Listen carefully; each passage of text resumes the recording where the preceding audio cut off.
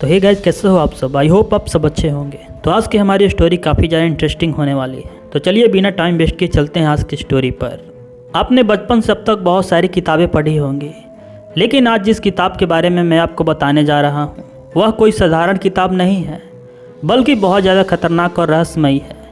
यह एक ऐसी किताब है जिसे पढ़ने के बाद लोग अपनी जीने की इच्छा छोड़कर नरक का दरवाज़ा अपने लिए हमेशा हमेशा के लिए खोल लेते हैं। हम बात कर रहे हैं कोडेक्स गिगस बुक के बारे में। दूसरे शब्दों में इसे कहे तो एक शैतान की किताब है, जिसे दुनिया भर में डेविल्स बाइबल के नाम से भी जाना जाता है। अब सवाल उठता है कि आखिर कोडेक्स गिगस बुक में ऐसा क्या लिखा है और यह किताब आज की तारीख में कहाँ है। यह कहानी शुरू होती है 13वीं शताब्दी के उस काली रात से, जब हरमन, जो कि एक पादरी था, उसने एक रोज़ मठ में चल रहे प्राचीन नियम को तोड़ दिया, जिसके तहत मठ में सभी पादरियों ने मिलकर यह निर्णय लिया कि हरमन को अगले दिन मौत की सज़ा दे दी जाए और उसे मौत की सज़ा के तौर पर दीवार में चुनवाए जाने की सज़ा दी जाती है। यह सुनकर हरमन उस समय फूट फूट कर वहीं रोने लगता है, सबके आगे हाथ तक जोड़ता है और अपनी गलती को एक अनजाने में हुई घटना कहकर सबसे माफ़ी मांगने लगता है।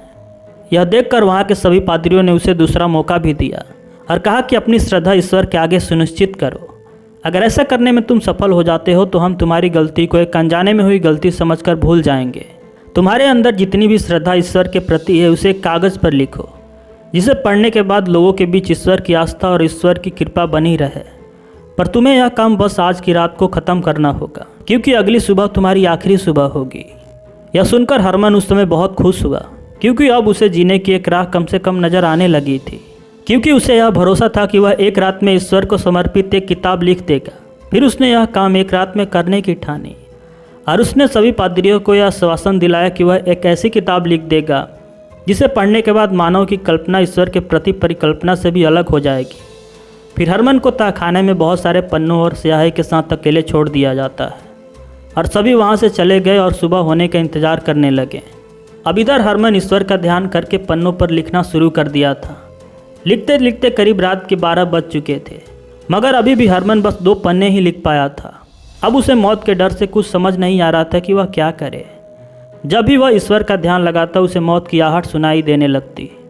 यह सब करते करते अब रात के 3 बज चुके थे। अब उसके मौत में बस कुछ घंटों का फ़र्क था और वह मरना नहीं चाहता था।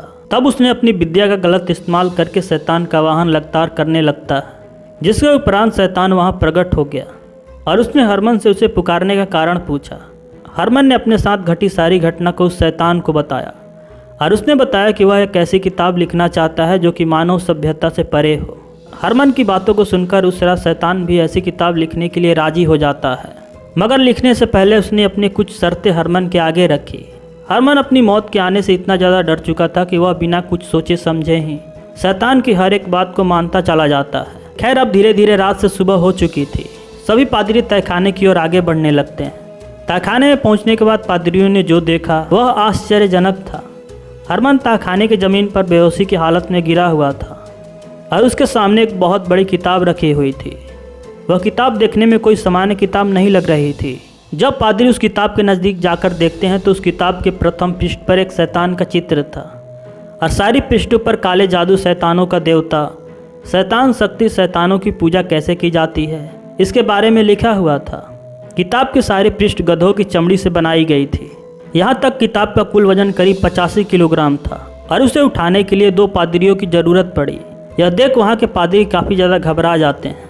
उन्होंने हरमन को बेहोशी से उठाया और उससे ऐसी किताब लिखने का कारण पूछा। हरमन जैसे ही बेहोशी से जागता है और जब पादरियों की बातों को सुनता है, हरमन लगातार हंसता रहता है और कहता रहा कि शैतान की पूजा करो, शैतान ही सबसे बड़ा और सबसे शक्तिशाली है। इस धरती पर उसके समान ईश्वर कुछ नहीं है। यह सुनकर सभी पादरी हैरान हो जाते हैं और तुरंत हरमन को अपने साथ दंड देने वाले स्थान पर लेकर चले गए। तो ऐसा कहा जाता है कि किताब लिखने के बदले शैतान उस रात हरमन से उसकी आत्मा मांग लिया था। इसीलिए जब हरमन को जलाया गया तब वह लगातार शैतान को याद करता रहा और साथ ही में वो हंसता रहा।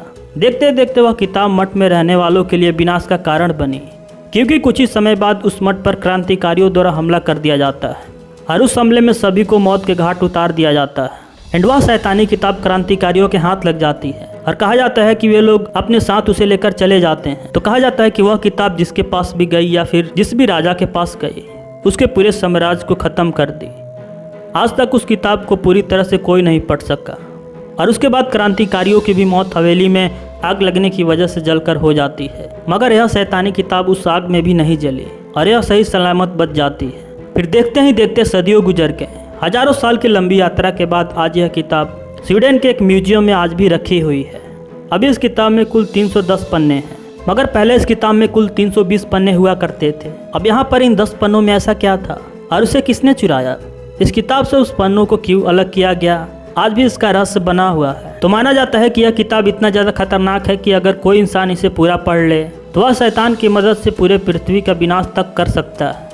बहुत सारे लोग इस घटना को सच्ची घटना नहीं मानते और इसे एक काल्पनिक घटना मानते हैं, मगर आज मैं आपको बता दूं कि आज भी वैज्ञानिक और शोधकर्ताओं के बीच यह बहुत छिड़ी रहती है कि आखिर एक रात में कोई इंसान ऐसी किताब कैसे लिख सकता है। क्योंकि यह किताब अगर एक इंसान लिखे तो करीब उसे 20 साल का समय लगेगा और 20 साल तक लिखते लिखते उसकी लिखावट भी बदल जाएगी।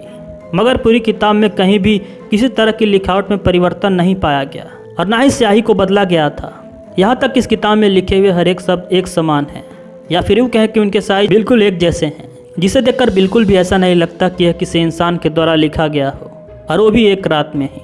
तो क्या सच में उस रात इस किताब को एक शैतान द्वारा लिखा गया था? आज भी यह सवाल बहुत से लोगों के मन में है, लेकिन जवाब किसी के पास नहीं है। लेकिन जो भी हो, किताब को देखकर तो ऐसा ही लगता है कि यह किसी इंसान के द्वारा बिल्कुल भी नहीं लिखा जा सकता। खैर, इसके बारे में आप क्या सोचते हैं? आप अपनी राय कमेंट बॉक्स में बता सकते हैं। तो मिलते हैं किसी और रियल स्टोरी के साथ किसी और वीडियो में। तब तक बाय, टेक केयर।